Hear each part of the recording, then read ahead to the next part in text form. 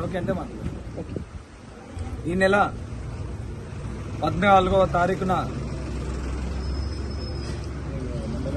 చాగలమర్రి మండలం నంద్యాల జిల్లా చిన్నొంగలి గ్రామానికి చెందినటువంటి రజక యువకుడు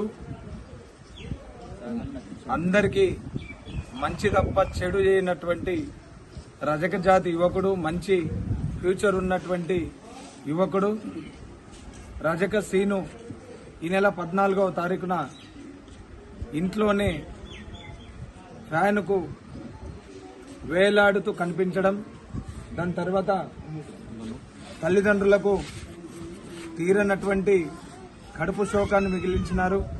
అదేవిధంగా అమ్మ నాయన వాళ్ళ తల్లిదండ్రి వాదన ఏంటంటే ఆత్మహత్య చేసుకునేటంత పిరికివాడు మా అబ్బాయి కాదు అని చెప్పేసి వాళ్ళ వాదన జరుగుతూ ఉంది.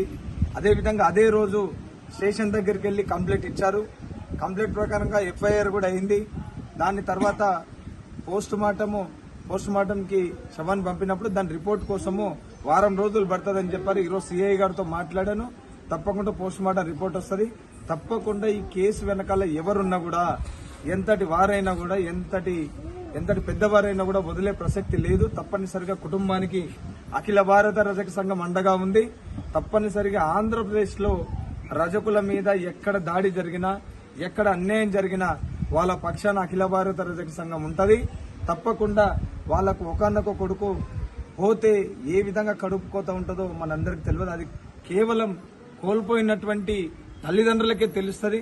ఆ కడుపు కోతను ఎవరు మిగిలించలేనటువంటి కడుపు కోత. మనం ఏంటంటే ఆ కుటుంబానికి ధైర్యం చెప్పాలి. అదే విషయం మీద ఇప్పుడు ఎమ్మెల్యే గారితో, భూమా అఖిలప్రియ గారితో మాట్లాడడం జరిగింది. ఇదే కేసు విషయం మీద సిఐ గారితో మాట్లాడడం జరిగింది. మినిస్టర్ గారితో మాట్లాడడం జరిగింది. హోమ్ మినిస్టర్ గారి దృష్టి కూడా తీసుకొని వెళ్తాను.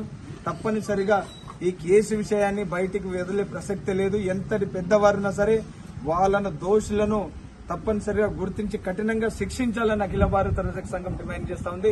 లేని పక్షంలో రాష్ట్ర వ్యాప్తంగా అఖిల భారత రజక సంఘం ఆందోళనకు సిద్దమవుతుంది.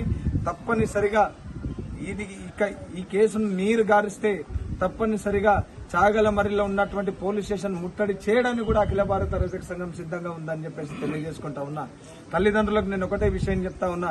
జిల్లా అధ్యక్షుడు నాగేంద్ర గారు ఇక్కడ ఉన్నారు. అదే విధంగా చాలా మంది వెంకటరాముడు గారు, అదే విధంగా సుబ్బారావు గారు ఇక్కడ ఉన్నారు. చాలా మంది ఎవరికి ఏ సమస్య వచ్చినా జిల్లా అధ్యక్షుడి రూపంలో ఆయన దృష్టికి తీసుకొస్తే తప్పనిసరిగా సమస్యను పరిష్కరిస్తారు. నేను కూడా ఒకటే విషయం చెప్తా ఉన్నా. మీరు రజకులు రాష్ట్ర వ్యాప్తంగా ధైర్యంగా ఉండాల్సినంత అవసరం ఉంది. మన వాళ్ళకి ఏం జరుగుతున్నా చూస్తూ ఊరుకోవాల్సినంత అవసరం లేదు. కేవలం రజకుల మీద దాడి జరిగితే మనం అందరం ఖండించాల్సినంత అవసరం ఉంది. ఈరోజు ఆంధ్రప్రదేశ్ లో ఇన్ని రజక సంఘాలున్నా కూడా ఇప్పటి వరకు ఆ కుటుంబానికి ఎందుకు పరామర్శించలేదో ఈరోజు రజక సంఘాలు సమాధానం చెప్పాల్సినంత అవసరం ఉందని చెప్పేసి డిమాండ్ చేస్తా ఉన్నా.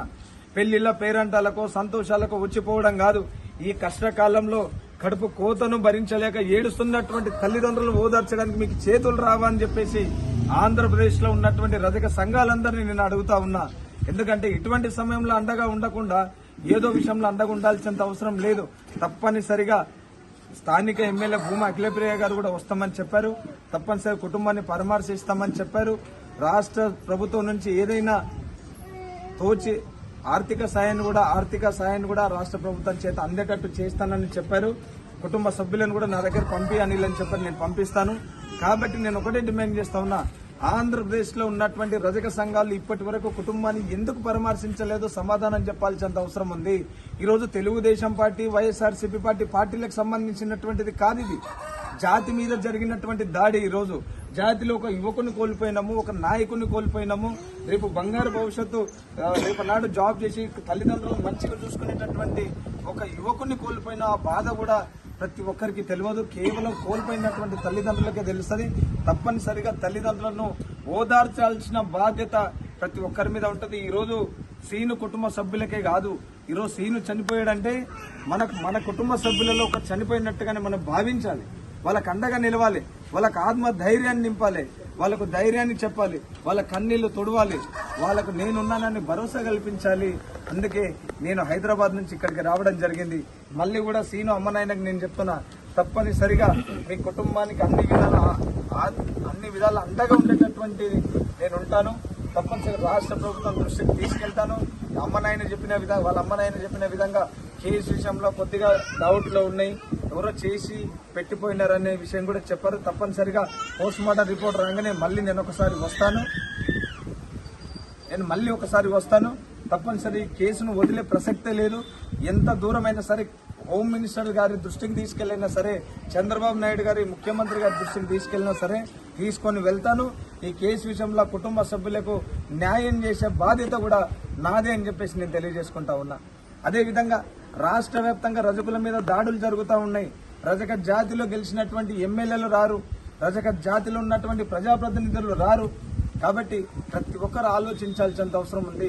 ఈరోజు మీరు తెలుగుదేశం పార్టీలో ఉండొచ్చు, వైఎస్ఆర్సీపీ పార్టీలో ఉండొచ్చు, కానీ మొట్టమొదలు మనకు జన్మనిచ్చినటువంటిది రజక జాతి. మన జాతికి ఏం చేసినామనేది ఒకసారి ఆత్మ పరిశీలన చేసుకోవాలి. రజక అదేంటి ఆమె సావిత్రి గారు ఏంటి రజక కార్పొరేషన్ ఈరోజు